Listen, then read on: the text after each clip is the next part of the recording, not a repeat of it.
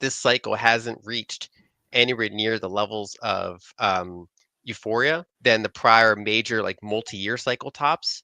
But for example, in like say March 2024, it reached like a moderate level, and we did get like a 7 month consolidation, and then it reached kind of similar levels back in say November 2024 when it broke out and kind of touched 100K for the first time.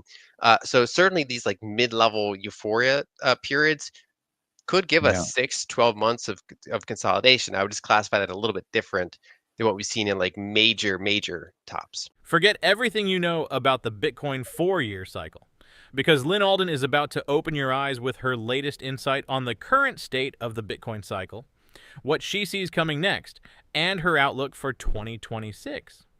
She'll also discuss the price comparison between Bitcoin and gold, along with her latest perspective on the AI bubble. Let's hear what she has to say. I do expect that, in 2026, we'll be back into the six figures. I mean, anything can happen between now and year end. I think we'll be seeing new all-time highs, most likely. Um, and it's funny when because I watch Twitter sentiment, when Bitcoin is absolutely soaring, I get sometimes dunked on by Bitcoiners saying, "Why do you own any gold? Why do you own any stocks? Why aren't you 100% Bitcoin?" And it's like, well, because I like some degree of diversification here. And then when Bitcoin's crashing, I get the gold bugs coming out and saying, "Oh, like, they should just own all gold." Or like, "Why do you own any Bitcoin at all?" And it's like funny how that emotional trend goes. You don't want to diversify so that you own a little bit of everything. You still want to have opinions on assets, and you can make concentrated bets. I mean, I'm quite structurally bullish on Bitcoin, for example. But that's also why I own gold and I own equities that have nothing to do with Bitcoin, because there are different size markets, different performance kind of patterns that they go through. And then for me, it's not just about owning what I think is going to be the fastest horse. It's okay, I'll put extra on the fastest horse, but I want to own a handful of horses. When you structure a portfolio like this, it's like, well, okay, I'm disappointed in Bitcoin this year, um, but I'm enthused by what gold did. Um, and if you structure a portfolio that way, you take the edge off for a lot of these things. And so I think we'll see a rotation at some point. Where I'll be disappointed in the gold side of my portfolio, and I'll be enthused about the Bitcoin side, and then probably it'll repeat again. So a year ago, or 6 months ago, some percentage of people bought Bitcoin for maybe the wrong reason. That Mm-hmm. they bought it because they think Uncle Sam's going to buy it, rather than buying it for its own qualities and kind of the longer term story of what it is and what it changes. In addition, I think the broader crypto space is basically out of narratives, um, and that's basically dead weight now. So other than Bitcoin and stablecoins, a couple small tech rails to run that kind of stuff. At a macro scale, there's really no there in the broader crypto space. And so I think that that's part of why kind of the whole space is bearish, is a lot of people that own Bitcoin own other assets, and they view it as not just a bad cycle, but that there's just what's the next narrative. You had ICOs, you had NFTs, you had DeFi, you had meme coins, which is basically the most cynical narrative, is saying that we're just flat out saying there's no there. Then even that kind of eventually rolls over, and there's really no kind of you can always be surprised by another one kind of coming out of the hat, but I think a lot of that has kind of tested almost every directional narrative that it could, um, and is kind of set for structural stagnation. So Bitcoin has to kind of decouple from that dead weight to the extent that it's going to keep kind of reaching higher highs. Do you think we are potentially in a bubble in the AI side? I think we're kind of in this like euphoric kind of local bubble phase, most likely. But that I think the underlying trend for the most part is real, which is that this is a pretty big transformation in especially white collar types of work. Um, Kind of like how if someone asks, was Bitcoin in a bubble in 2017? It's yes and no. It's like a local bubble built on a structural thing. That's kind of how I view AI right now. Maybe less extreme, but it's kind of saying, sure, I think certain things are overdone. Sure, I think Euphoria is high. It's crowded. Some of the deals have become somewhat incestuous in that sense, and you get that kind of circular aspect, which can be frightening.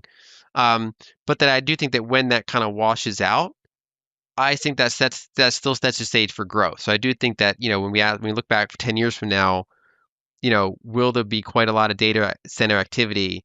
running AI that's doing all sorts of stuff for us, yes, and in bigger numbers than they are now, but that occasionally you front run and kind of pull too much forward and have to cool off for a period. Well, it's funny because I've been a gold bull, but I'm surprised as well that it hit 4,000 this year. When it was in the when it still had a 2,000 handle on it, I was kind of eventually looking forward to the 3,000. But I didn't think you'd kind of just race right to 4,000. So I'm happy it did, but wouldn't put it as my base case, especially given the size of the market. It's a huge kind of multi-trillion-dollar market cap increase in it. There's multiple shifts happening. One is ever since 2009, you've had a gradual shift towards sovereign reaccumulation of gold. So prior to then, you had a multi-decade kind of divestment of gold among sovereigns and toward treasuries. Starting in 2009, that gradually reversed.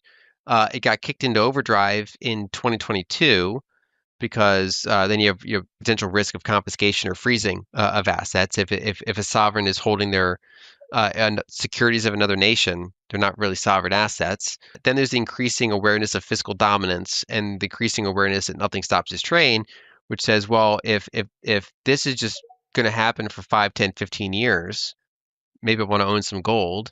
That's the one that's got an established track record. So big pools of capital already know what to do with it. They don't have to research it. They already know what gold is. Even though the stock market is near all-time high, it's because it's so narrow, it's mostly not even a risk-on environment. Like I mentioned before, we've been in an unusually long period of kind of like flat yield curve, PMIs, like purchasing managers indices of like manufacturing and other signs that are just kind of like in stagnation.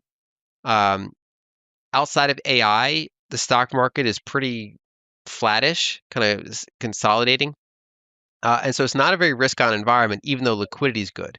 So when you have kind of pretty decent liquidity up until maybe very recently, and then you have kind of stagnating broader economy, the Fed still trying to tighten things where it can.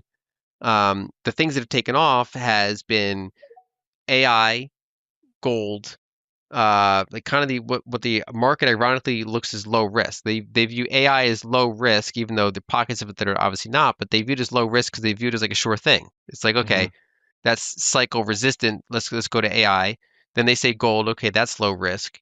Bitcoin, until pretty recently, was in that bucket, where it's benefiting from liquidity, from kind of gradual adoption. But as you have kind of like a flattish environment, Bitcoin cooled off.